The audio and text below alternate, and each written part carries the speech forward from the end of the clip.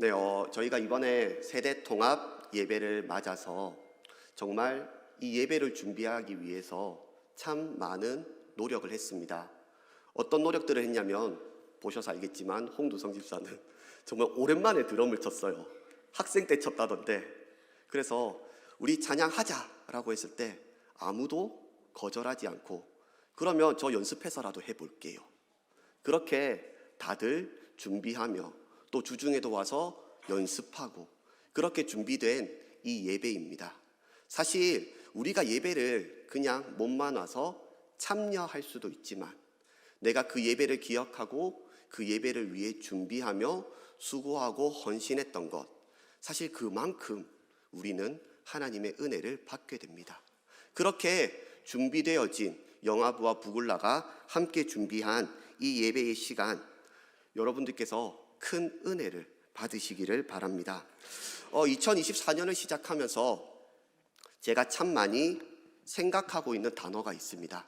뭐냐면 동행이라는 단어예요. 동행이라는 단어를 참 많이 생각을 하면서, 그리고 우리가 중등부 겨울 수련회 때도 함께 나누었던 말씀이 바로 이 동행이라는 말이었습니다. 하나님과 형통하기 위해서 우리가 가져야 될 것, 바로 그 형통의 비결이 하나님과 동행하는 것이었습니다. 그런데 우리는 하나님과 동행한다고 할 때에 유명한 한 사람을 기억합니다. 그 사람이 누구냐면 바로 오늘 우리가 본문에서도 읽었던 바로 에녹이라는 사람입니다. 오늘 우리가 읽었던 이 히브리서 11장 5절 말씀에서 보면 성경은 이렇게 말씀을 합니다. 믿음으로 에녹은 죽음을 보지 않고 옮겨졌으니 하나님이 그를 옮기심으로 다시 보이지 아니하였느니라. 그는 옮겨지기 전에 하나님을 기쁘시게 하는 자라 하는 증거를 받았느니라. 결국 성경에서 에녹이라는 사람을 평가할 때 단 한마디로 평가하는 것이 그는 하나님을 기쁘시게 했다는 겁니다. 그러면 그가 무엇을 했길래 하나님이 기뻐하셨을까? 이것은 우리가 창세기 5장에서 찾아볼 수가 있습니다. 창세기 5장에서 발견되어지는 그가 한 일은 다른 것이 아니라 바로 하나님과 동행했던 것입니다. 하나님과 동행했다는 그 이유 하나로 그는 믿음의 평가가 하나님을 기쁘시게 하는 사람이었다라는 것입니다. 그러면 우리는 잘 생각을 해보아야 됩니다. 과연 에녹은 어떻게 하나님과 동행했을까? 사실 이를 위해서 말씀을 더 찾아보아야 되는데 말씀에는 없습니다. 에녹에 대한 기록이 창세기 5장에서 4절, 그리고 이 히브리서 11장 5절, 이 5절이 전부입니다. 에녹에 대한 기록은 이것이 전부이고 그 외에 족보를 언급하면서 에녹이라는 이름이 나올 뿐 그에 대한 행적, 그가 어떻게 하나님과 동행했는지 알 길이 전무합니다. 다만 성경은 말하기를 그는 하나님과 동행했고 하나님은 그런 하나님과 동행했던 그런 에녹을 기뻐하셨다라고 말하고 있습니다. 우리도 에녹이라는 사람을 참 잘 압니다. 어떻게요? 하나님과 동행했던 사람으로 말입니다. 그의 인생 365년, 당시로서는 참 짧은 인생이었습니다. 그 365년을 살면서 하나님과 300년을 동행했던 그의 인생, 너무나도 유명한 말씀입니다. 그런데 저는 이 말씀을 접할 때면 늘 이러한 질문이 떠오릅니다. 에녹은 왜 하나님과 동행했을까입니다. 도대체 무슨 이유로 그가 하나님과 동행했냐는 것입니다. 우리는 그 상황을 알기 위해서 먼저 에녹 당시의 모습들을 보아야 됩니다. 에녹이 태어났습니다. 그의 집안 환경 어떠했을까요? 우리는 그냥 잘 살았겠지인데 창세기에 나타나 있는 족보들, 그리고 그 나이들을 역산해 보면 참 재미있는 것이 있습니다. 에녹이 태어났습니다. 그런데 그의 눈앞에 누가 있었을까요? 아담이 있습니다. 에녹이 태어났을 때의 당시 아담도 살아 있었습니다. 하나님께서 손수 흙으로 빚어서 그 코에 생기를 불어넣어 생명이 되게 하신 그 아담이 에녹이 태어났을 그 당시 살아 있었다라는 것입니다. 그 아담이 어떤 사람입니까? 하나님의 말씀에 불순종함으로 에덴 동산에서 쫓겨났던 사람입니다. 그 모든 믿음의 히스토리를 가지고 있는 아담. 내가 태어났더니 그 믿음의 증인이, 삶의 산 증인이 살아있는 것입니다. 그럼 그 아담이 언제 죽었을까요? 에녹의 나이 308세 때 죽습니다. 참 오랜 시간 그는 믿음의 산 증인을 직접 보았고요, 그와 함께 숨을 쉬었고요, 그와 함께 동거동락했습니다. 뿐만 아니라 에노스는 여호와의 이름을 처음 불렀다라고 하는 그 에노스 역시도 내가 살아있는 동안에 그 역시 살아 있었습니다. 내가 주변을 둘러보니 전부 믿음의 산 증인들입니다.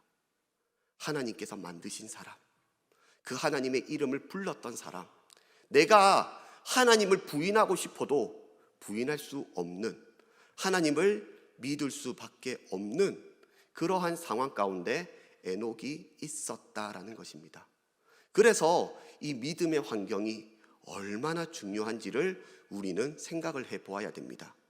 그렇기 때문에 우리 교회의 역할이 무엇보다 중요합니다. 교회가 어떤 곳입니까? 제가 종종 하는 말이지만 교회는 건물이 아닙니다.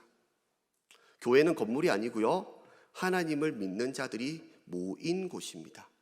그래서 하나님을 주로 시인하는 자들이 모여서 하나님을 예배하는 곳이 교회입니다. 그래서 두세 사람이 예수의 이름으로 모인 그곳 역시 교회입니다. 그러면 그 교회의 역할이 무엇이 되어야 합니까? 바로 예수의 증인이 되어야 하는 것입니다. 교회는 할 수만 있으면 예수를 전해야 되고요, 예수의 증인된 삶을 살아가야 하는 곳입니다. 그래서 우리는 여러 성경에서 동일하게 발견하는 것이 있습니다. 누가복음 24장 48절에서는 우리에게 이러한 말씀을 합니다. 너희는 이 모든 일의 증인이라. 예수님께서 십자가에 못 박혀 죽으셨습니다. 그리고 3일 만에 부활하셨습니다. 그리고 나서 말씀하십니다. 너희는 이 모든 일의 증인이라. 아무에게 하신 말씀이 아닙니다. 바로 주의 몸된 교회에 하신 말씀입니다. 너희는 예수님이 죽으시고 부활하신 그 일의 증인이라는 것입니다. 그리고 우리가 너무나도 잘 알고 있는 말씀이 있습니다. 사도행전 1장 8절의 말씀입니다. 오직 성령이 너희에게 임하시면 너희가 권능을 받고 예루살렘과 온 유대와 사마리아와 땅끝까지 이르러 무엇이 된다고요? 증인이 되리라. 즉 우리가 땅끝까지 증인이 되는 것입니다. 누구의 증인입니까? 예수의 증인입니다. 그리고 사도행전 2장 32절 역시도 마찬가지입니다. 이 예수를 하나님이 살리신지라 우리가 다 이 일의 증인이니라. 베드로가 설교하고 있는 내용입니다. 예수님을 부인하고 떠났던 그 베드로가 이제 성령을 받고 설교를 하면서 하고 있는 말이 우리가 다 이 일의 증인임을, 예수님이 죽으셨고 예수님이 부활하신 이 모든 일에 우리가 증인이라는 것입니다. 그리고 그것이 교회입니다. 우리가 자녀들에게 뭘 많은 것들을 해주고 싶을 겁니다. 그런데 우리가 진짜 해주어야 할 것은 바로 자녀들이 하나님을 믿을 수 있도록 예수의 증인이 되어야 됩니다. 내가 눈을 돌렸더니 내 옆에 권사님이 믿음의 증인이고, 내 눈을 돌렸더니 장로님이 믿음의 증인이고, 그 모든 믿음의 산 증인들이 둘러보면 있는 곳, 그곳이 바로 우리 재송제일교회가 되기를 원합니다. 그래서 우리의 자녀들이 하나님을 믿지 않을래야 믿지 않을 수 없는 그러한 믿음의 귀한 교회로 세워지기를 소망합니다. 뿐만 아니라 우리의 부모의 역할 역시도 이와 다르지 않습니다. 자녀가 우리 부모님을 보고서 우리 부모님이 믿음의 산증인이야.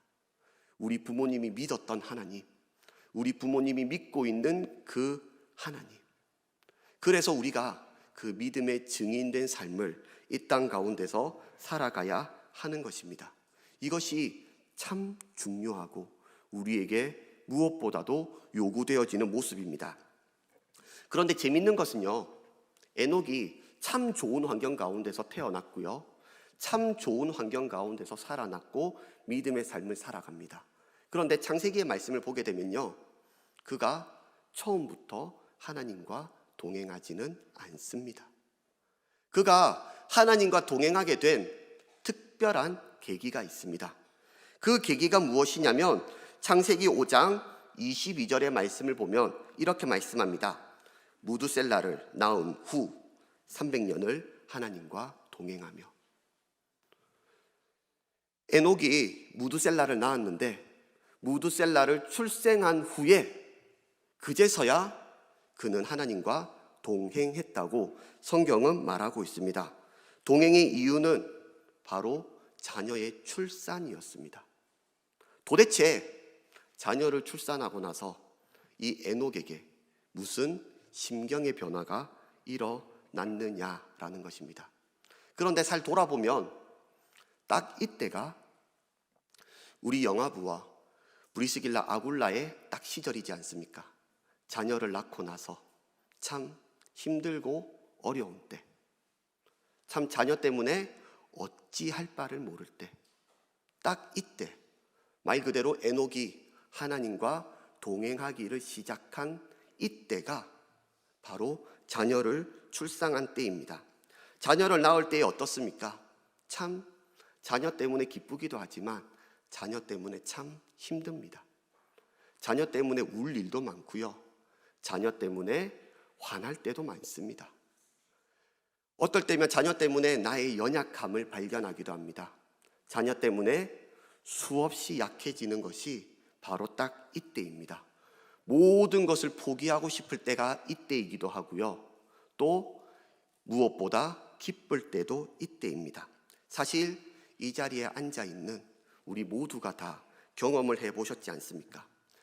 저희 가정 역시도 그러했습니다. 저는 다 잘할 수 있을 줄 알았어요. 왜냐하면 저는 공부 진짜 많이 했거든요. 저는 제가 공부를 많이 해서 자녀 교육 잘할 수 있을 줄 알았습니다. 제가 교육학을 또 했기 때문에, 그리고 저는 보육교사 1급 자격증도 있어요. 그래서 애 키우는 거 실습도 나가봤겠다. 에이, 그거 내가 못할까? 나 다 잘할 수 있어. 아이 낳기 전에는 그랬습니다. 모르면 용감하다고 정말 다 잘할 자신이 있었거든요. 그런데 자녀가 딱 출생하자마자 첫 마음이 뭐였냐면, 주님 못하겠습니다 했어요. 아니, 시작도 안 했습니다. 아직 시작도 안 하고 그냥 아이가 이제 실려서 이제 나오는 겁니다. 출산하고 나서 나오는데 아이를 보자마자, 아이를 보고 확인을 하고 저 나가서 그냥 아무것도 못했어요. 왜냐하면 할 자신이 없었습니다. 그전에는 정말 자신이 있었는데, 내가 배운 이론도 있고 정말 다 잘할 자신이 있었는데 자녀를 보자마자 자신이 없는 거예요. 그런데 그걸로 끝이 아닙니다. 자녀를 데려왔더니 어때요?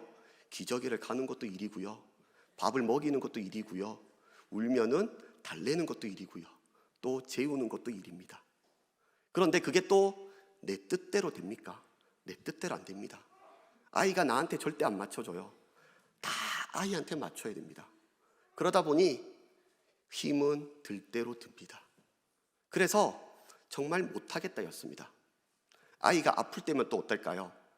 저희 아내가 간호사고요, 그리고 소아청소년과 그 병동에서 간호사로 4년인가를 있었습니다. 아이 아픈 거 누구보다 잘 알아요.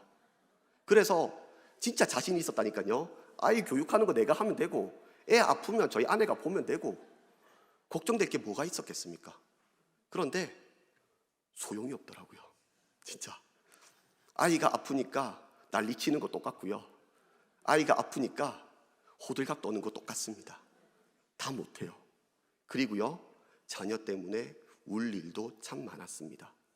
정말 강했는데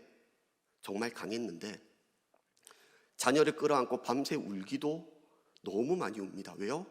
애가 안 자니까요. 애가 안 자니까. 할머니들은 말하잖아요. 기저귀 잘 갈아주고 밥 잘 주면 애 잘 잔다.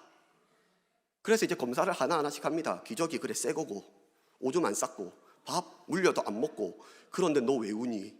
그게 몇 시간이 지속이 됩니다. 그러면 애 엄마도 지치죠. 그러면 거실에 나가면요, 진짜 둘 다 울고 있어요. 둘 다. 어떤 날은 애를 끌어안고 둘이 울고 있다가, 또 어떤 날은 애를 옆에 눕혀놓고 울고 있다가, 그래놓고 내 못하겠다고 울고 있고. 그렇게 여러분들도 키우셨지 않습니까? 딱 이때입니다. 정말 나의 연약함, 나의 바닥 있는 대로 다 드러내는 때, 그때가 바로 에녹이 무두셀라를 출산한 때, 하나님과 동행하기를 시작한 때였습니다. 왜요? 내 힘으로 안 되니까요. 왜요? 내가 너무 연약하니까요. 잘 하고 싶은데 잘 안 되니까요. 정말 누구보다 잘할 자신이 있었는데 안 되니까. 그래서 주변에 믿음의 사람들을 통해 하나님을 알게 되고, 그리고 그 하나님을 의지하게 되고, 그리고 그 하나님과 동행하게 되는 것입니다. 나 때문에 약해지면 털고 일어나면 됩니다. 그런데 나 때문이 아니잖아요. 자녀 때문에 내가 약해지고, 자녀 때문에 내가 연약해지니 정말 눈물 흘릴 일이 너무 많은 것입니다. 그때의 에녹은 하나님과 동행하기를 시작했습니다. 그런데 참 재밌는 것은 이겁니다. 진짜 약했거든요. 세상에서 보면은 정말 연약한 사람이잖아요. 아이 때문에 어쩔 줄 모르고 허둥지둥되고, 우리가 보기에도 참 안타깝고 저거 어떻게 해야 되나. 그런데 오늘 히브리서 11장 5절 말씀에서는 그렇게 하나님과 동행하기 시작한 그 에녹을 보고 평가하는 것이 무엇입니까? 하나님은 그런 모습을 기뻐하신다는 것입니다. 우리가 보기에는 참 안쓰럽고, 우리가 보기에는 참 안 됐고, 참 연약하고 참 힘든 그때지만, 하나님은 그래도 그럴 때에 하나님을 찾고 하나님을 붙잡고 하나님과 동행하기를 애쓰는 그들을 기뻐하신다는 것입니다. 그렇기 때문에 우리가 이 말씀을 잘 기억해야 됩니다. 하나님은 내가 연약할 때 붙드는 그를 주님은 기뻐하신다는 것입니다. 그러면 우리는 이 말씀을 잘 돌아보아야 됩니다. 하나님과 동행하는 것 알겠습니다. 그러면 동행이 무엇일까요? 그냥 하나님과 함께 하기만 되는 것일까요? 당시 상황에, 당시 히브리서로 쓰여졌을 때에 그때 문화적으로 해석되어지는 것은 걷는다, 이 말은 곧 산다라는 말과 동의어였습니다. 즉 내가 살아있기 때문에 걷는 것이고요, 걷는다는 것은 곧 그 사람이 살아있는 것입니다. 결국 하나님과 동행한다라는 것은 하나님과 함께 발맞추어 걷는 삶입니다. 하나님과 발맞추어 동행하는 것, 그것이 동행이라는 것입니다. 그런데 우리는 동행에 대해서 가끔 잘못 이해할 때가 있습니다. 어떻게요? 하나님, 내 발걸음에 맞추어 주세요. 나는 이 길로 갈 것입니다. 그러니 주님 나와 동행해 주세요. 내가 목표를 정하고 내가 계획하고 내가 뜻하는 바를 이루기 위해 하나님을 이용하는 것, 겉으로 보자면 동행으로 비춰집니다. 그런데 본 의미로 보자면 동행이 아닙니다. 동행은 하나님의 발걸음에 나를 맞추는 것입니다. 하나님의 그 걸음에 나를 맞추는 것이 동행입니다. 그래서 그 우리가 걸어가야 할 그 삶의 여정 속에서 하나님의 방식과 조화를 이루는 것, 그 하나님의 방식에 하나님의 뜻에 나를 맞추어 드리는 것, 그렇게 해서 하나님과 함께 걸어가는 것, 그것이 동행입니다. 우리가 걸어가야 할 십자가의 길 역시도 이렇지 않습니까? 주님, 십자가의 길 내가 걸어가겠습니다가 아니라 예수님께서 먼저 걸어가신 그 십자가의 길, 나도 따라 걷는 것, 주님이 걸어가신 그 길을 걷는 것이지 내가 마음대로 걸어가는 것이 십자가의 길이 아닌 것입니다. 결국 우리는 이 동행의 의미를 잘 기억해야 됩니다. 우리의 삶의 여정 속에서 하나님의 방식과 조화를 이루는 삶, 하나님과 발맞추어 걷는 삶, 이것이 바로 우리가 걸어가야 할 동행의 참된 모습입니다. 그렇다면 우리는 이제 질문을 해보아야 합니다. 우리의 가정은 하나님과 동행하고 있습니까? 하나님을 믿는다라고는 할 수 있을 것입니다. 우리 가족 다 하나님 믿습니다. 그런데 진짜 우리의 가정이 하나님과 동행하고 있습니까? 그 하나님의 뜻에 맞추어서, 그 하나님과 발걸음을 맞추어서 하나님과 동행하고 있습니까? 내가 가기 싫은 길이지만 그 하나님이 그곳으로 가시기 때문에 나도 주님과 함께 발맞추어 그곳으로 걸어가고 계시냐라는 겁니다. 우리는 그러한 하나님과 동행해야 됩니다. 하나님의 걸음에 맞추어서 하나님과 함께 해야 됩니다. 우리의 가정이 하나님과 동행할 때, 이 땅을 살아가며 하나님과 발 맞추어 걸어갈 때에 하나님은 기뻐하십니다. 말씀을 정리하겠습니다. 우리가 연약하고 부족할 때 우리의 힘과 능력이 되시는 그 하나님을 더욱 붙들어야 됩니다. 그렇게 하나님과 동행함으로써 우리에게 쌓여진 믿음의 경험들이 있지 않습니까? 그 믿음의 경험들을 나 혼자 가지고, 나 혼자 누리고, 나 혼자 영위하는 것이 아니라 바로 우리의 자녀들에게, 우리의 다음 세대들에게 믿음의 산 증인들로 세워지시기를 소망합니다. 그래서 우리 교회에 오는 모든 다음 세대들이, 자녀들이 우리의 집사님, 권사님, 장로님들을 보고 믿음의 거인들을 발견하며, 아, 나도 저렇게 믿음의 걸음을 걸어야지, 나도 저렇게 믿음의 삶을 살아가야지, 그렇게 믿음의 삶을 보여주시는 우리 믿음의 성도들이 되시기를 소망합니다. 또한 그 믿음이 우리의 자녀들에게도 전달되어져서 하나님과 동행하는 믿음의 가정들로 세워지기를 소망합니다. 하나님과 동행하여서 하나님을 기쁘시게 하는 믿음의 가정들이 되는 우리 영아부와 브리스길라 아굴라, 또한 이곳에 있는 우리 모든 성도들의 가정이 되시기를 축복합니다. 이 시간 우리가 함께 기도하기를 원합니다.